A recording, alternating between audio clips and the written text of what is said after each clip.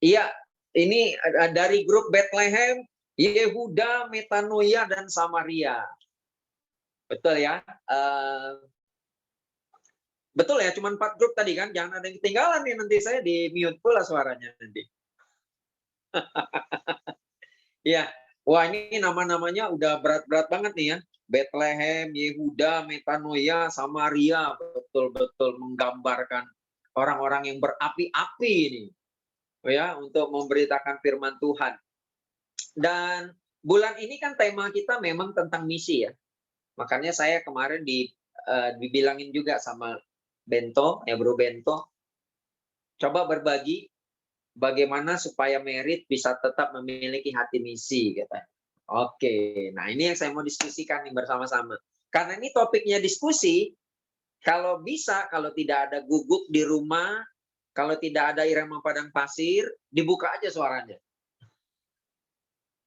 Betul ya? Iya, saya punya guguk juga di rumah, cuma udah dikasih antimo, jadi tidur dia. Iya. Nah, hari ini saya mau membahas tentang heart for mission ya. Saya mau memperkenalkan dulu, inilah keluarga saya. Tuh, keluarga saya, anak saya yang baju kuning itu anak saya ya, bukan saya ya. Saya yang baju orange. Iya, yang baju kuning itu anak saya, dia sudah kerja, udah masuk ministry single di Jakarta. Ya, sudah lulus dan sudah masuk ministry single. Mungkin lagi perpindahan dari kampus ke single ya. Ya, berharap juga bisa jadi inspirasi selama dia di ministry single di Jakarta. Ya, dan anak saya yang perempuan yang kedua, April namanya. Dulu waktu lahir, pas saya lagi sama Bento di situ. Saya bilang, Ben, anak saya lahir, Ben, perempuan. Mau dikasih nama apa? April. Oke, jangan pakai P, bro, pakai V, gitu. Pakai V, gitu. Oh, ya udah. Mulai dari situ saya kasih nama anak saya April. Jadi Bento turut memberi nama anak saya.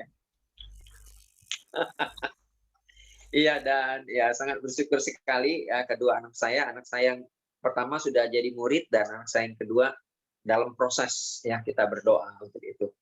Ya, saya berdua istri sangat berasa terberkati ya, memiliki anak-anak yang luar biasa dan memiliki sahabat-sahabat dalam jemaat. Ya, saya mau memulai dengan pertanyaan ini untuk kita diskusikan. Ya, bicara tentang hati misi, hati untuk misi, saya mau katakan benar-benar bahwa ini di luar kuasa Tuhan ya. Tuhan memang pasti berkuasa, dia yang memilih orang. Ingat, orang yang diselamatkan adalah orang yang diberikan karunia oleh Tuhan. Jadi bukan karena usaha saya, bukan karena usaha kita akhirnya diselamatkan. Enggak, itu semua karena Tuhan. Tapi pertanyaannya, mengapa dunia harus diinjili? Nah, ini saya mau diskusikan bersama-sama pada kita di sini. Mengapa? Boleh saya dapat respon? Agar karena dunia lebih baik. Ya, silakan siapa saja. Karena dunia perlu. Karena dunia perlu tahu. Betul. Iya, oke, yang lain. Mengapa dunia harus diinjili? Dunia perlu diselamatkan. Karena dunia perlu diselamatkan. Iya, boleh juga. Ada lagi? Apa lagi? Mengapa? Karena dunia sudah kacau, bro. Sudah kacau ya. Seperti permainan tadi kacau. Kacau sekali. Iya. Ada pertanyaannya pun ada yang diulang-ulang. Perjanjian lama, perjanjian baru. Padahal udah berapa kali ditanya. Saking terjadi kekacauan ya seperti itu ya. Nah, saya mau kita baca ayat ini ya. Di 1 Timotius 2 ayat 2-3. Itulah yang baik dan yang berkenan kepada Allah, Juru Selamat kita, yang menghendaki supaya semua orang diselamatkan dan memperoleh pengetahuan akan kebenaran. Dari ayat ini, kalimat apa yang mengingatkan kita bahwa dunia itu harus diinjili? Selamatkan. Iya. Semua orang diselamatkan. Semua orang diselamatkan. Itu Tuhan, bukan kehendak saya loh. Mengapa dunia harus diinjili? Karena itu memang kehendak Tuhan. Itu bukan kehendak pemimpin zone, bukan kehendak PDA leader, bukan kehendak PDG leader. Iya. Oh, ini mungkin agenda GKDI, bukan. Itu memang karena Tuhan memang udah menentukan semua orang diselamatkan. Begitu. Nah, alasan lain mengapa dunia harus diinjili? Selain udah kacau, supaya semua orang bisa diselamatkan, bro. Mengapa lagi? Mengapa dunia harus diinjili? Oh, mempercepat kedatangan Tuhan. Waduh. Lo iyalah kan kalau Injil sudah dikabarkan ke seluruh penjuru dunia, baru Karena manusia terlalu banyak dosa, bro. Selalu banyak dosa. Iya. Itu Bro, tadi. Ya. karena juru selamat kita itu cuma Yesus, hanya dengan Oke. Yesus, dan dunia perlu kenal Yesus, dan Wah, mereka menarik perlu sekali. kenal Yesus lewat Injil. Wah, menarik sekali karena cuma Yesus yang bisa menyelamatkan dan mengenal Yesus harus dari Injil. Wah, luar biasa. Betul sekali. Satu orang lagi ada pandangan nggak? Mengapa dunia harus diinjili? Supaya memperoleh pengetahuan akan kebenaran. Supaya mereka mendapat pengetahuan akan kebenaran ya. Nah, saya boleh berterima kasih buat semua responnya. Tapi tadi ada respon yang menarik ya. Kenapa dunia harus diinjili? Supaya Yesus cepat datang katanya. ya benar lah. Nah, mungkin ini juga yang membuat beberapa orang-orang nggak mau menginjil karena dia nggak mau Yesus cepat-cepat datang. Gitu. Lah iya benar. Iya, unik sekali itu ya. Jadi Yesus bilang, selama aku di dunia, akulah terang dunia. Dari ayat ini, saya mengerti kenapa saya perlu terlibat penginjilan. Karena selama Yesus di dunia, Yesus terang dunia. Sekarang dia udah nggak di dunia.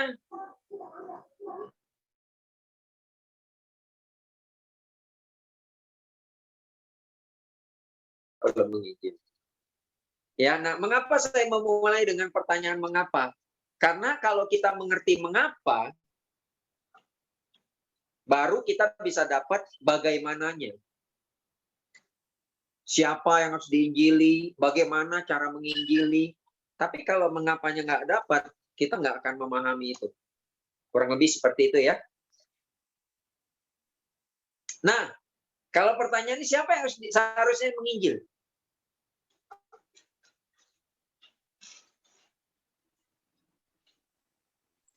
Siapa? Murid Yesus. Kita sebagai anak-anak Tuhan. Murid Yesus. Murid Yesus. Yang sudah terima keselamatan. Yang sudah terima keselamatan. Nah, siapa lagi? Mereka. Yang udah tahu jalan kebenaran. Orang udah tahu jalan kebenaran. Kita sebagai anak-anak Tuhan. Anak-anak Tuhan. Orang Oke, yang percaya Yesus. Orang yang percaya Yesus. Oke, siapa lagi? Pendeta Harlem. Iya, siapa yang harusnya menginjili? Nah, karena kalau pertanyaan-pertanyaan ini kita mengerti, ya saya semangat sekali ya. Karena di grup ministry Merit di Medan, ya kita juga lagi mensondingkan tentang penginjilan. Dan saya juga mengajak semua murid-murid ya untuk bisa bersatu hati mewarnai dunia. Nanti kita akan bahas bersama-sama bagaimana cara menginjil yang benar, yang efektif menurut Alkitab. Tapi saya mau memulai dengan pertanyaan-pertanyaan ini dulu. Mengapa kita menginjil? Siapa yang harus menginjil? Nah, kalau pertanyaannya saya ganti begini gimana?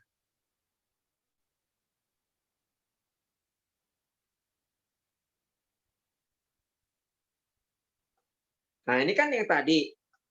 Siapa yang seharusnya menginjili? Nah, sekarang pertanyaannya saya ganti begini. Siapa yang seharusnya diinjili? Orang hilang, bro. Semua manusia siapa tuh yang orang ada di hilang? bumi. Semua manusia yang ada di bumi. Orang berdosa. Yang belum Orang yang belum berdosa. kenal Yesus. Yang belum kenal Yang perlu Yesus. diselamatkan. Yang perlu diselamatkan. Yang Nggak belum perlu bertobat, bro. Yang belum bertobat. Siapa lagi? Semua orang. Semua orang. Termaksud teman kerja, teman kantor, tetangga, keluarga, mungkin ya. Semua orang berarti. Nah, kalau di sini ada ayat ini. Saya boleh minta satu orang baca nggak? Supaya kamu memberitakan perbuatan-perbuatan yang besar dari Dia yang telah memanggil kamu keluar dari kegelapan kepada terangnya yang ajaib. Nah, dari sini kita bisa menjawab dua pertanyaan tadi. Siapa yang seharusnya menginjili dan siapa yang harusnya diinjili? Dari ayat ini.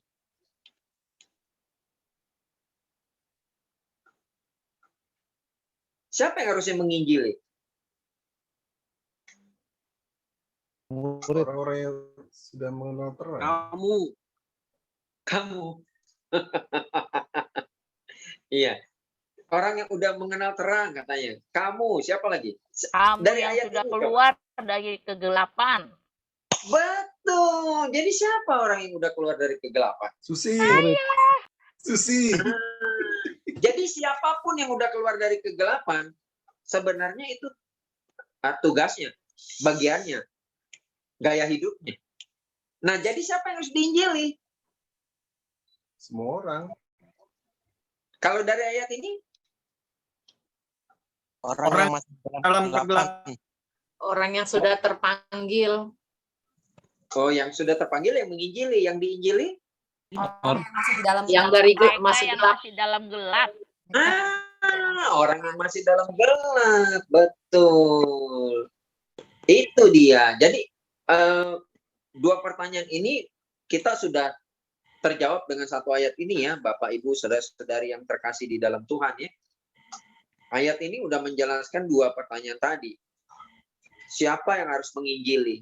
Oh, rupanya yang udah keluar dari gelap kepada terang itu harus menginjili. Makanya inilah makna gereja ya. Mereka yang udah keluar dari gelap kepada terang. Nah, terus siapa yang harus diinjili? Yang harus diinjili adalah orang yang masih dalam gelap tadi. Siapa yang masih dalam gelap? Ya, kita sendiri bisa definisiin. Siapa yang dalam gelap? Pertanyaannya nih, kita udah mulai belum mengklasifikasikan siapa yang masih di dalam gelap? Terus kita udah mulai nggak berbagi kabar baik kepada mereka? Nah, itu nanti masuk ke tahap bagaimana cara menginjil. Nah, selama ini boleh ada yang sharing nggak? Gimana cara kita menginjil? Bagaimana cara grup Samaria, cara grup Yehuda, cara grup Metanoia menginjil? Ada yang mau berbagi? Biasanya kalau ada PDA atau ibadah suka ada undangannya. Nah, disitulah dipakai untuk reach out atau WA teman-teman lama semasa pandemi ya. Kalau sebelum pandemi lebih bagus lagi kalau misalnya saya pribadi suka ketemu dengan, kebetulan suka antar jemput anak-anak di sekolah. Disitulah saya berkenalan dengan ibu-ibu yang juga menjemput anaknya sehingga terjadilah komunikasi, sehingga dengan di situ jadi kenalan, tukaran nomor telepon, sedikit fellowship dengan mereka dan mengenal mereka. Pada akhirnya kalau memang ada kesentuh hal-hal yang bisa membantu mereka, kita bisa ngajak mereka ke diskusi Alkitab. Itu aja, Bro. Wah, terima kasih untuk istri Bro Robi yang udah berbagi cara menginjil ya. Itu tadi dia bagi-bagi bagi-bagi flyer ya. Itu kalau masa pandemi katanya. Sebelum pandemi ya tadi ketemu orang, ngobrol-ngobrol ya, mudah-mudahan mata kailnya dimakan ya umpannya ya kan. Nah, itu. Yang lain gimana cara nginjilnya? Mungkin dengan cara hidup kita, Bro. Cara hidup kita sebagai orang yang percaya, orang yang sudah mengenal terang, kita memberikan satu contohan gitu loh. cara hidup kita gitu. Mungkin dari situ orang akan tertarik dan akan Oke. ingin mengenal mungkin. Iya. Terima kasih, Bro. Dari cara hidup ya, betul sekali. Saya setuju ya. Jadi bukan cuma perkataan, tapi juga ada perbuatan. Thank you. Yang lain, gimana cara kita nginjil selama ini? Saya, Bro. Silakan. Saya. Siapa nih? Oke, Ya, nggak gua tahu, dulu ya. saya. Gua dulu. Oke, Ya, yuk. boleh. Ya, kalau cara mungkin setiap orang punya cara masing-masing ya. Iya. Tapi ya ada hal yang saya coba lakukan aja. Kemarin saya coba pergi ke customer, saya naik Grab motor ya. Dan di situ kita bisa sharing tuh sama si Grabnya. Biar mereka kan kalau ngajak ngobrol kan mereka lebih servisnya kan. Nah kalau ngajak ngobrol mereka pasti akan jawab karena dia akan cari servis. Nah ngobrolnya itu ya agamanya apa, rumahnya di mana, keluarganya di mana. Akhirnya yuk kebaktian di mana? Kita ada kebaktian nih. Kemarin kita ceritanya kan di Tangerang. Oh ya saya juga ada tuh GKD yang di daerah Tangerang. Bisa datang aja di sana. Itu sih. Sharing. Wow, terima kasih Bro Agus. Wah, ini sharing yang sangat bagus ya. Bagus sharing. Grab, dia mengambil kesempatan, terus abis itu dia cari persamaan. Oh, di Tangerang juga ada. Lihat tuh. Itu caranya ya. Wah, itu bagus banget itu. Habis itu dapat nomor teleponnya nggak, Bro Agus? Dapat. Ambil kesempatan tukeran HP ya. Tukeran HP atau nomor HP? Tukeran WA. Oh, tukeran nomor HP ya. Kalau boleh juga tukeran HP sekalian kalau HP-nya lebih bagus dia ya. Iya, wah itu menarik sekali caranya itu. Bagus banget tuh. Nah, yuk yang lain. Ayo, bagaimana cara kita menginjil? Saya, Bro. Silakan saya. Ya, kalau saya biasa kalau misalnya ada undangan kayak seperti undangan PDA ini kan saya taruh di status WA. Nah, kita di status WA itu kan kelihatan ya orang yang baca gitu. Orang status kita. Nah, ada satu orang yang saya perhatiin ini orang sering lihat status undangan saya, jadi saya undang dia. Oh, wah menarik sekali. Iya, menarik sekali. Jadi kita nggak sembarangan memukul ya. Pukulannya sasarannya tepat gitu loh. Iya, benar banget itu menjemput bola kalau kata Bro Benko tuh. Itu bagus banget itu. Kita bisa belajar ya dari cara kita membagikan Injil dari satu sama lain, betul nggak? Nah, kalau saya punya waktu lebih banyak, sebenarnya dari kita aja, kita itu punya banyak resources untuk berbagi bagaimana cara membagikan Injil. Nah, tapi hari ini saya mau berbagi bagaimana cara membagikan Injil versinya Paulus. Iya, versinya Paulus. Bagaimana cara dia berbagi kabar baik. Kira-kira cara Paulus gimana membagikan Injilnya? Ada yang tahu nggak gimana cara Paulus menginjil? Mengetahui kebutuhan orang tersebut. Mengetahui kebutuhan orang. Oke. Bagus banget itu. Ya, create needs ya. Maksudnya mengetahui kebutuhannya gimana caranya, Bro? Gimana cara kita mengetahui kebutuhan dia? Ya, kita pasti masih mengenal ya. Kayaknya ada dia bilang kalau misalnya dia lemah, aku akan menjadi seperti orang lemah. Kalau misalnya dia ahli Taurat, aku akan menjadi seperti orang ahli Taurat. Mengikuti need-nya dia, mengikuti kebutuhan dia apa gitu dia. Dia sukanya apa. Iya. Wow, bagus sekali itu, Bro. Betul sekali. Itu sebagian yang akan saya berbagi juga gimana cara Paulus menginjil ya. Nah, mungkin saya minta satu orang lagi bisa sharing nggak? Apa yang kira-kira kita tahu bagaimana cara Paulus menginjil saat itu? Selain tadi ya, menemukan kebutuhan orang, menjadi seperti orang itu, seperti yang tadi barusan di-sharing. Ini Saya boleh bro, Hendra bro. Boleh, silakan Bro Hendra. Ya, kalau saya mau share sih Paulus, kalau saya pribadi, kalau saya misalnya mendapat suatu undian, terus saya mendapatkan suatu hadiah mobil, saya mungkin akan pamerkan ke orang-orang bahwa wah ini hadiah nih, saya dapat mobil nih, luar biasa nih. Saya akan pamer itu.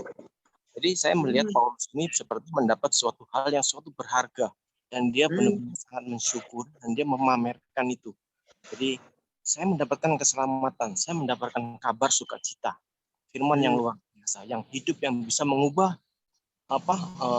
hidup saya yang tadinya mungkin menjadi penganiaya manusia, sekarang saya menjadi penyelamat manusia.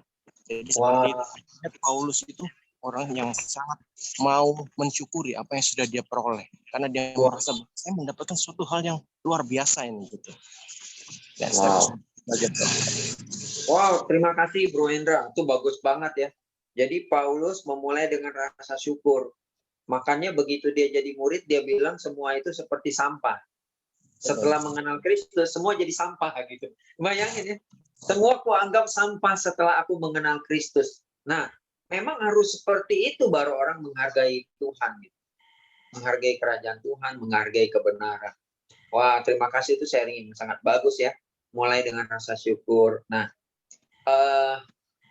saya mau berbagi tentang bagaimana cara Paulus mewarnai dunia.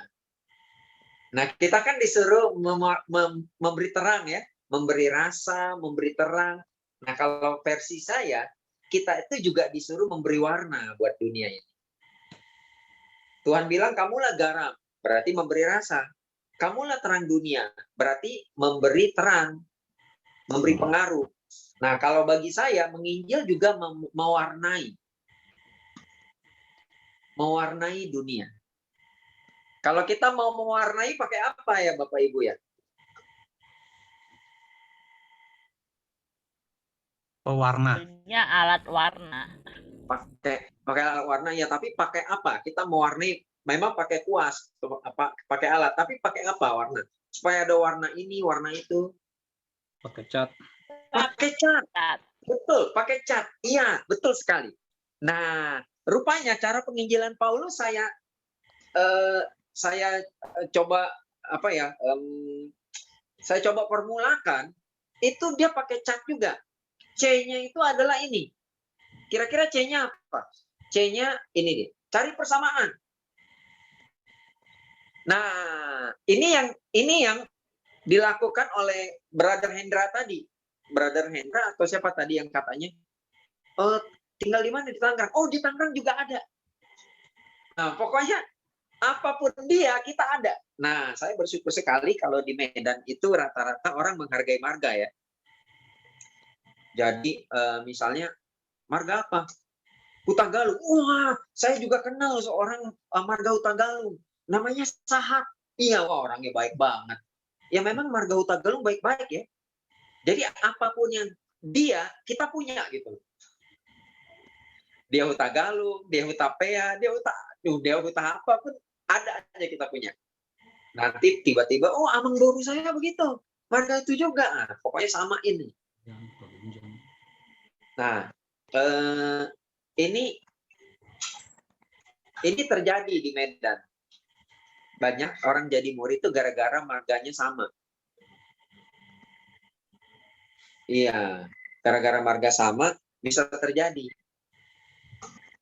Ada satu sister, dia ikut di satu grup WA, itu bisnis ya. Dia lihat di situ, marganya Manulang. Dia Boru Manulang, langsung dia chatting. Karena kalau orang Batak, marga sama itu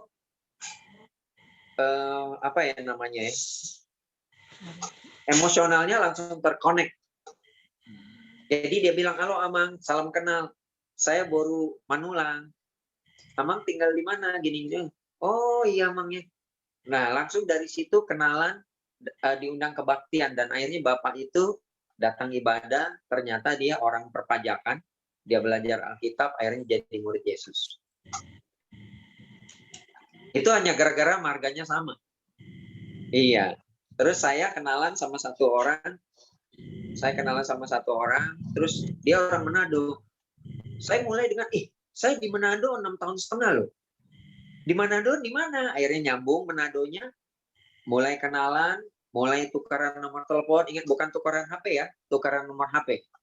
Ya, habis itu lanjut kenalan, lama-lama belajar Alkitab dan jadi murid. Iya, ada lagi brother, dia tukang servis AC. Dia akhirnya servis ke rumah satu orang, terus satu orang itu ternyata marganya sama. Marganya sama, akhirnya wah, kalau marga sama tuh hilang dia batasan. Akhirnya ngomongnya lebih banyak, ngundang dia belanja kitab, akhirnya jadi murid juga. Persamaan lewat apa lagi? Kira-kira selain marga apa persamaan? Kesukaan. Hobi, benar sekali. Hobi masak. Iya, hobi. Bisa juga sama-sama. Ada satu brother, namanya Injon, dia hobi main bola. Ya, ini sebelum dia jadi brother maksudnya ya. Dia hobi main bola. Ada satu brother ketemu di tempat futsal, habis itu ngobrol-ngobrol, ajak dia join ke futsalnya kita, akhirnya dia lihat komunitas kita, oh beda ya, akhirnya belajar Alkitab, hanya gara-gara hobi juga. Hobi bisa loh, marga bisa, hobi bisa, daerah bisa ya, sama-sama dari Manado tadi, apalagi yang bisa jadi persamaan? Di suatu situasi yang sama. Situasi yang sama, betul sekali. Sama-sama misalnya, sama-sama di toko buku, lagi baca buku, hobi baca juga ya. Sama-sama nonton di bioskop. Sama-sama Iya, masuk rumah sakit. Iya, sama-sama masuk rumah sakit. Betul, sakit apa Bu? Iya, betul. Saya mengundang Pak Bonar Lumban Tobing itu karena sama-sama sering ketemu pagi, sama-sama olahraga. Ya, Pak Dokter Lumban Tobing itu yang udah meninggal ya di Jakarta, mana waktu itu dia, Dr. Hope ya. Iya. Ya, saya mengundangnya di Taman Gajah Mada, salah satu tempat di sini, waktu dia olahraga. Dia olahraga, saya juga sering doa pagi di situ. Terus saling ketemu, sering olahraga sini ya Pak? Nyapa aja, sering olahraga sini. Iya, kalian pun juga ya. Habis itu kenalan, akhirnya undang belajar kitab dan jadi murid. Ternyata banyak sekali, dan itu cara Paulus. Bagi Yahudi, aku Yahudi. Bagi Yunani, aku Yunani. Bagi orang budak, aku juga budak. Bagi orang merdeka, aku orang merdeka. Kita bisa membuat persamaan apa saja. Karena persamaan itu bisa membangun koneksi. Nah, itu C-nya ya. Habis C, huruf A, kira-kira apa?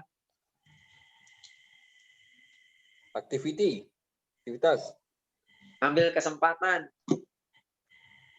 Iya, setelah ada banyak persamaan, kalau nggak ada yang sama kita samain sama orang. Misalnya dia sukanya nyanyi.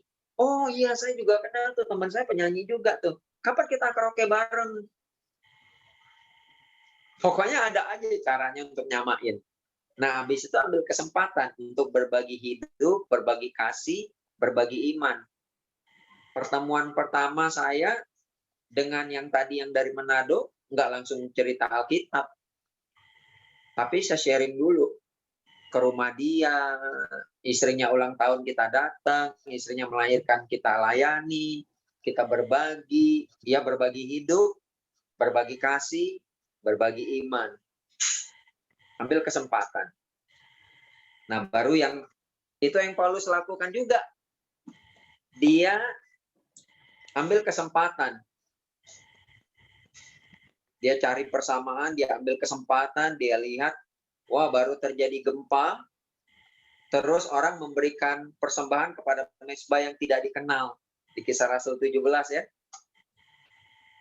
Dia ambil kesempatan, melalui itu dia sharing tentang Tuhan. Nah, yang T-nya apa kira-kira?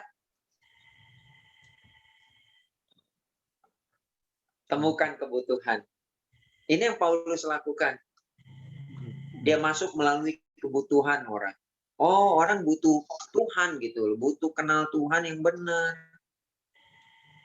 Dari situ dia lihat orang-orang kok ngasih persembahan kepada mezbah yang tidak dikenal tadi. Dengan pola ini, Paulus akhirnya memenangkan banyak orang.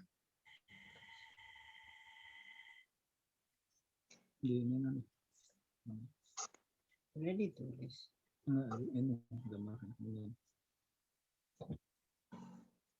Kadang-kadang ada juga orang belum sesuai kebutuhannya, akhirnya belum merasa butuh Tuhan. Saya ketemu sama orang yang masih single belajar Alkitab, tapi nggak tertarik. Tapi begitu dia menikah, kita diundang, habis itu kita datang setelah pernikahannya, kita tanya, gimana merit kalian? Kalian tahu nggak dasar-dasar pernikahan yang baik untuk dibangun dalam rumah tangga? Belum tahu, Pak. Dari situ masuk, kasih nilai-nilai. Ternyata waktu single dia belum butuh. Setelah menikah dia baru butuh. Ya, ada 3 couple yang kita menangkan. Waktu single dia belajar Alkitab, nggak jadi murid. Jadi muridnya kapan? Setelah menikah. Setelah mengerti bahwa dia butuh nilai-nilai parenting, nilai-nilai membangun keluarga, segala macam, baru. Ya.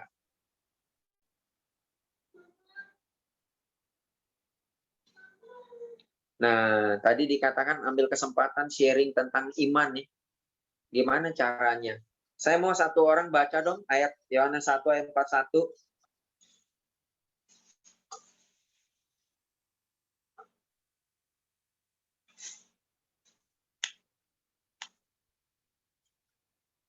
Boleh? Saya minta satu orang. Ya, saya baca ya. Yohanes 1. Ya, Yohanes 1 ayat 41. Andreas mula-mula bertemu dengan Simon, saudaranya. Dan ia berkata kepadanya, kami telah menemukan Mesias, artinya Kristus. Di ayat 4. Terima kasih. Terima kasih. Jika sekarang brother yang baca ayat 45.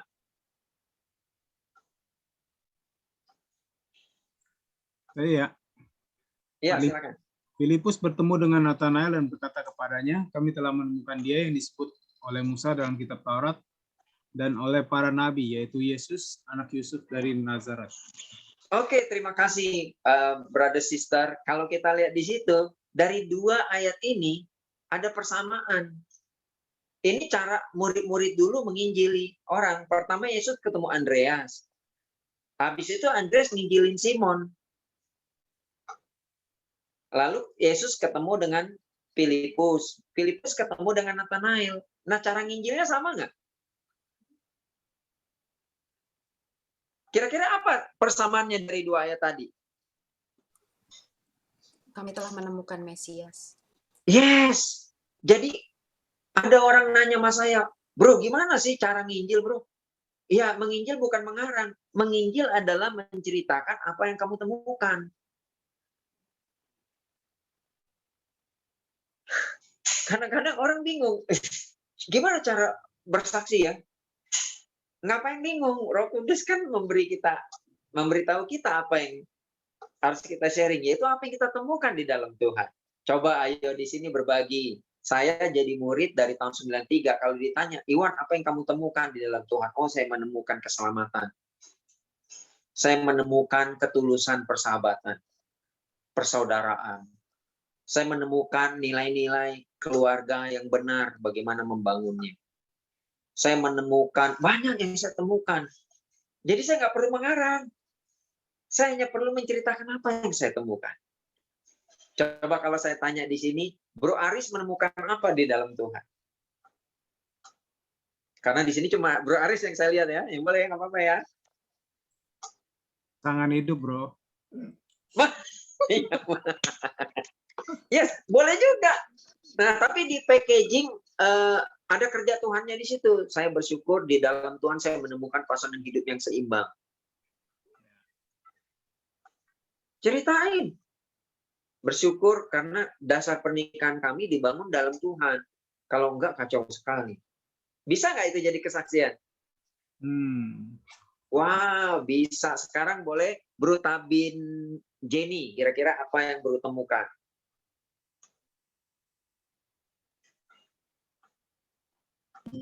Sama bro, pasangan hidup juga bro. Habis itu nggak nemuin apa-apa lagi semuanya. Setelah menemukan pasangan itu. Ya oke, thank you Bro Tabin. Ya silakan berbagi itu. Ya saya bersyukur karena saya di dalam Tuhan bisa menemukan pasangan hidup yang seimbang. Akhirnya kami bisa bangun rumah tangga yang benar. Seandainya saya tidak di dalam Tuhan, pasti pernikahan saya porak-poranda. Nah, di sini, wah, di sini Bro Frankie pula ini. Bro, apa bro yang ditemukan bro? Apa yang bro temukan bro? Di dalam Tuhan bro?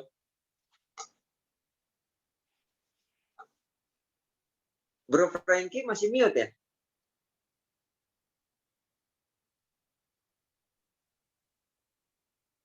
Ya bro, ya. Oh iya bro. Ya gimana bro tadi? Oh iya bro, kita berbagi apa yang bro temukan di dalam Tuhan. Ya saya bersyukur ya setelah saya tahu semuanya kebenaran dan juga dapat keselamatan. Saya lebih mengenal Tuhan lebih dalam lagi, lebih mengerti tujuan dan bagaimana Tuhan Yesus berkorban untuk kita semua. Dan saya sangat bersyukur untuk itu. Wow, thank you bro. Nah, Bro Frankie menemukan makna pengorbanan Tuhan. Nah, itu bisa dibagiin. Nah, coba satu orang lagi siapa yang mau sharing apa yang kamu temukan di dalam Tuhan. Ayo, siapa aja boleh. Saya bro. Ayo, silakan Sis Mimi. Perubahan hidup. Wow, perubahan hidup. Nah, habis itu bisa ceritain before after-nya ya. Garisnya Yesus di tengah. Sebelum saya ketemu Tuhan begini, setelah ketemu Tuhan saya begini. Nah, itu diceritain. Jadi hari ini bisa jadi formula untuk kita berbagi. Cari persamaan, karena persamaan membuat orang gampang dekat. Oh, sama-sama suka makan ini. Oh, sama-sama suka Real Madrid. Wah, saya suka Real Madrid nih. Ada nggak di sini Real Madrid ya? Iya, banyak. Habis itu ambil kesempatan karena kesempatan tidak datang 2 kali. Minta nomor teleponnya tadi ya, supir Grab tadi ya, Bro Hendra kalau nggak salah tadi atau siapa cerita. Ketemu sama supir Grab, cari persamaan. Oh dia tinggal di Tangerang. Oh saya ada teman di Tangerang. Oh dia ini begini. Oh saya juga ada begitu-gitu. Nah habis itu dia ambil kesempatan. Apa? Minta nomor telepon. Nah, habis itu bangun hubungan terus. Mungkin butuh waktu, tetapi lama-lama kita nemukan kebutuhan dia. Apa kebutuhannya? Baru masuk ke sana. Ceritakan tentang Tuhan di sana. Ini ayat terakhir ya. Iya, waktu saya sudah habis. Sebab tidak mungkin bagi kami untuk tidak berkata-kata tentang apa yang telah kami lihat dan apa yang telah kami dengar. Nggak mungkin. Jadi semua kita di sini, mau berapa lama udah jadi murid, sebenarnya kita udah melihat banyak dan mendengar banyak. Itu aja yang kita ceritakan. Apa yang kita temukan di dalam Tuhan. Supaya menginjil bukan mengarang. Saya tutup dengan sebuah quote yang disampaikan oleh bibinya Spider-Man. Iya. Spider-Man ceritanya nggak mau jadi superhero lagi. Iya, habis itu dia pakai baju yang hitam itu dan dia egois. Dia gunakan kekuatannya untuk dirinya sendiri. Udah nonton ya, Spider-Man ya? Nah, waktu dia gunakan kekuatan untuk dirinya sendiri, bibinya negur dia. Nah, ini berhubungan dengan ayat ini, tetapi kamu akan menerima kuasa. Kalau Roh Kudus turun ke atas kamu dan kamu akan menjadi saksiku di Yerusalem dan di seluruh Yudea, Samaria, Metanoia, nama grup ini ya, dan Yehuda. Jadi semua Yehuda, Samaria, Metanoia, semua harus menjadi saksi. Kenapa? Karena kita semua sudah menerima kuasa. Nah, nasihat bibinya Spiderman adalah nasihat saya untuk kita semua juga di sini. Ya, nasihat ini diambil dari film Spiderman. Dia bilang begini, dalam kekuatan yang besar, terdapat tanggung jawab yang besar. Kita dapat kekuatan besar, kenapa? Karena kita punya Roh Kudus.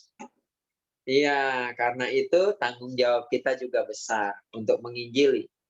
Bukan cuma daerah Yehuda, bukan cuma daerah Samaria, bukan cuma daerah, mana lagi tadi? Bukan cuma daerah Metanoia, Bethlehem. bukan cuma daerah Bethlehem, tapi juga sampai ujung bumi. Semoga diskusi kita dan sharing-sharing saya bisa membantu kita malam ini. Terima kasih, Tuhan memberkati. Amin. Amin. Sukacita ya bahwa kita malam ini bisa mendengarkan sharing, diskusi bersama tentang firman Tuhan yang dibawakan oleh brother kita Iwan. Mari kita kasih aplaus bersama-sama. Oke. Nah, dari rekan-rekan, teman-teman ada pertanyaan atau mau sharing, dipersilakan. Iwan ini sudah siap kalau ada pertanyaan. Bro, saya mau nanya, Bro. Wah, silakan. Silakan. Bagaimana caranya kalau kita menginjili yang bukan dari Kristen? Oke. Iya, bagaimana caranya menginjil yang bukan Kristen ya? Iya. Iya. Atau latar belakang lain ya? Iya. Iya. Sebenarnya sama. Kalau tadi kita pelajari cara mewarnai hidup orang, sama. Cari persamaan aja dulu. Jangan lihat perbedaan, karena perbedaan disconnect. Lihatnya persamaan. Selalu ada persamaan. Contohnya dia sama-sama hobi apa? Main futsal. Ya udah, ikut main futsal. Ajak yang suka main futsal. Nah, sambil ambil kesempatan sharing-sharing tentang komunitas, sharing-sharing tentang value. Tentunya jangan sharing tentang Yesus, karena dia belum percaya Yesus. Sharing tentang value. Iya, biar dia lihat value kita. Habis itu kita dapat kebutuhan dia apa. Gimana cara create needs? Misalnya dia punya anak. Wah, gimana anak-anak kalian? Agak susah ya zaman sekarang ya, anak-anak ya. Nah, atau kita bisa bilang, wah, saya lihat kamu sama anak-anak ini ya luar biasa ya, dekat ya. Nanti dia bilang enggak juga, susah diatur anak-anakku ini misalnya. Dari situ kita ngerti parenting, kita bisa masuk. Banyak sebenarnya. Dari situ kita bisa masuk. Yang penting caranya selalu sama. Saya ajarkan ini kepada ministry kita, ya saya bersyukur sekali. Di ministry ada banyak kemenangan karena memakai formulanya Paulus tadi. Cat. Mewarnai hidup orang. Cari persamaan, ambil kesempatan, temukan kebutuhan. Di agama lain tetap cara yang sama. Prosesnya sama, tapi mungkin waktunya lebih lama. Ya biasanya kalau kita langsung gitu mereka langsung nentang. Betul, makanya itu kan berarti langsung masuk ke perbedaan. Iya, benar. Carinya persamaan dulu, Bro Tony. Persamaan dulu ya. Iya, cari persamaannya, banyak kok persamaannya. Melalui hobi mungkin? Ya.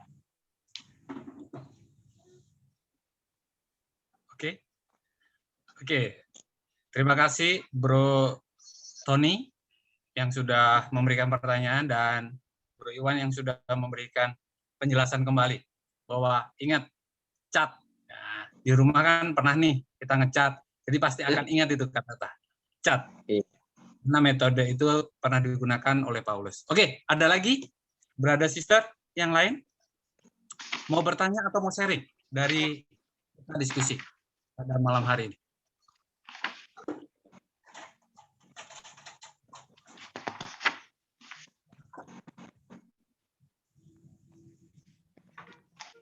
Ayo, mumpung kita jauh-jauh import dari Medan. Jadi mulai sekarang Bro Tony kalau jumpa orang kita di jalan gitu, ayo bro, cat bro, gitu. Ya bro. Bagus tuh idenya bro. Saya jalan sama anak saya yang laki-laki yang sekarang udah di single di Jakarta juga gitu, Pak. Ayo Pak, cat Pak. Jadi kenalan sama orang, ayo Pak, cat Pak. Kita jangan menghindari orang, justru mendatangi orang. Kalau makan siang, jangan cari tempat yang sepi. Justru kita cari, misalnya kita cari ada orang makan sendiri. Sengaja kita dekat dia. Kosong Pak, tempatnya Pak. Oh kosong, silakan. Nah kita mulai pembicaraan. Sering makan sini ya Pak? Gitu. Iya nih sering makan sini. Enak nih baksonya nih. Iya ya Pak ya. Terus kita lihat, wah baksonya tinggal 2 nih.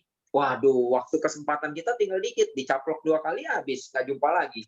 Nah, ambil kesempatan itu, mumpung ada 2 bakso, nah, ceritalah. Iya Pak ya, enak ya Pak makan di sini Pak ya.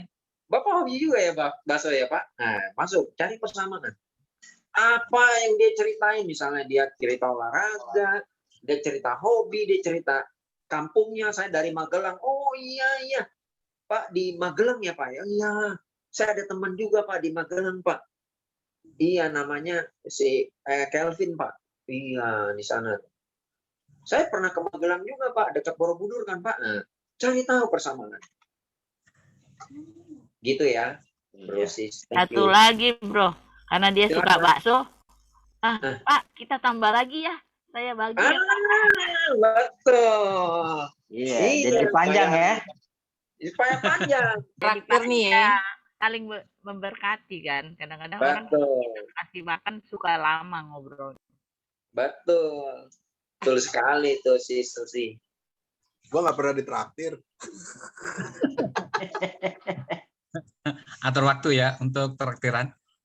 Oke, ada lagi yang mau sharing dan bertanya? Waktu masih ada? Saya Bro. Oke, Saya punya silakan. pengalaman ketika saya waktu itu naik naik angkot. Nah, pengalaman saya biasanya orang tuh kalau kita puji, dia semakin merendah. Saya bilang Pak, luar biasa ya Pak ya. Dapat itu pemasukannya. Waduh Bu, susah Bu. Oh iya ya. Kira-kira berapa Pak? Ngobrolnya seperti itu dulu. Sampai satu titik dia bilang, Bu, memang susah zaman sekarang. Aduh, saya pusing. Oh gitu ya Pak. Tapi ada loh ya Pak. Seseorang yang bisa jamin hidup kita sampai di akhir. Sampai kita tutup mata. Wah, dia penasaran. Dari situlah terbangun percakapan sampai dia terima Yesus. Wow, luar biasa. Yang Ibu Sisi sharing itu tadi kalau di chat yang mana itu? Yang kebutuhan. Betul, temukan kebutuhan. Kebutuhan dan kesempatan sih ya. Betul.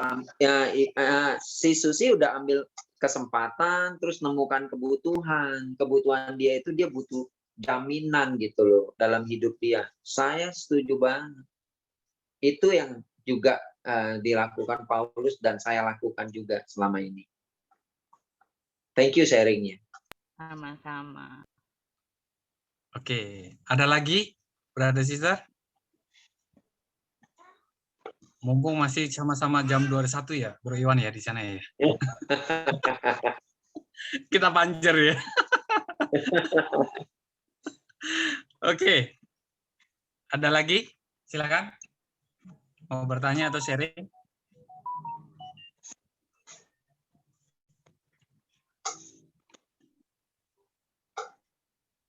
Ya, dari sisi saya pribadi, saya juga tadi Bro Iwan sampaikan. Ya, saya catat banyak hal yang saya belajar. Memang tagline akhirnya akan muncul kata itu. Cat. Biasanya fishing. Nah, itu terlalu kelihatan kali ya. Sekarang katanya kata cat. Cat dong. Kalau ketemu kita senggol kanan, cat dong. Jadi kita mulai mengerti kata-kata cat. Untuk kita cari persamaannya. Terus kita ambil kesempatan itu dan temukan kebutuhan. Saya percaya ya, bahwa setiap dari kita sebagai murid Yesus, hari ini kita diingetin lagi. Siapa ya yang harus menginjil? Siapa yang harus diinjili? Dan apa yang harus kita lakukan? Kami percaya bahwa murid Yesus kali ini kita diingetin dan kita banyak belajar bahwa kita semua yang ada di sini. Bahwa kita bareng-bareng, mari kita memuliakan nama Tuhan. Jadi seluruh dunia ini bahwa bisa mengenal Tuhan Yesus. Oke? Ada lagi sebelum kita tutup? Ada yang mau sharing? Atau bertanya? Sedikit, Bro. Ya, silakan. Bro Daniel.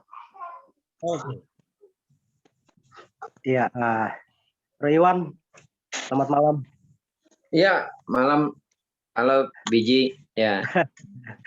Ya, thank you, Bro. Sharingnya. Bro Iwan nggak berubah ya dalam hal menggali firman Tuhan, selalu dalam dan sangat inspirasi untuk saya pribadi malam ini. Seperti mengingat kembali masa-masa sama Bro Iwan ya. Thank you.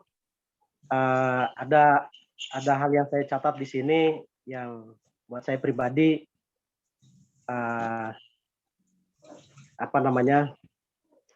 dalam kekuatan yang besar terdapat tanggung jawab yang besar. Ya, ini pun saya coba ke diri saya untuk sorry ada gangguan nih. Selingan ya. Ada telepon masuk, ada telepon masuk. Iya. Sorry ya, ada telepon masuk. Iya, yang penting bukan Pak Jokowi ya. Iya. Intinya sih untuk seri malam ini sangat membantu buat saya ya untuk melihat kembali ke diri saya. Artinya pertanyaan yang tadi bahwa apakah kita adalah terang? Kalau memang kita terang, berarti kita bisa sharing hidup kita keluar, kayak gitu. Dan thank you juga untuk Bro Bento yang sudah ngajak saya bergabung di Zoom malam ini. Ya, itu saja. Thank you. Amin. Terima kasih, Bro Daniel. Oke, kita tutup. Beda ini sebelumnya kita ada pengumuman. Bisa di slide-nya, bisa ditampilkan. Ya, ini kabar baik untuk para wanita. Di situ ada The Bold and Beautiful. Acaranya hari Sabtu, tanggal 25 Juni 2022, jam 19.00 atau jam 7 malam sampai jam 9 malam. Nanti Zoom ID dan passcode-nya bisa kita share. Nah, pembicaranya tidak kalah menarik lagi. Dia adalah Sister Nita. Dia Woman Ministry Leader dari GKDI Cirebon. Jadi punya teman, rekan yang lain, kita bisa undang dan kita bisa datang dan kita bisa belajar bersama-sama. Itu pengumumannya dan kita tutup dengan berdoa. Mari kita berdoa. Tuhan, terima kasih Tuhan atas waktu, kesempatan yang Kau berikan kepada kami. Untuk kami ingin belajar Tuhan. Kita ingin haus akan firman Kau. Hari ini Tuhan, kita belajar Tuhan bagaimana untuk mission Tuhan. Bagaimana kami untuk menginjil Tuhan. Bagaimana kita mencari kesempatan itu, kita cari persamaan, kesempatan, dan temukan kebutuhan. Bantu kami Tuhan untuk kita semua di sini belajar dan kita bisa lakukan dalam kehidupan kita. Waktu demi waktu kita belajar sedikit demi sedikit, akhirnya kita sama-sama Tuhan bisa memuliakan nama Engkau. Terima kasih untuk brother kita Iwan yang sudah sharing Tuhan. Kami terus berdoa dan kita juga berdoa untuk istrinya yang sedang sakit. Semoga Engkau sendiri Tuhan yang jamah dan Engkau sendiri Tuhan yang akan memberikan kesembuhannya. Semuanya ini Tuhan kuserahkan kepada Engkau dalam nama Tuhan Yesus. Amin. Amin.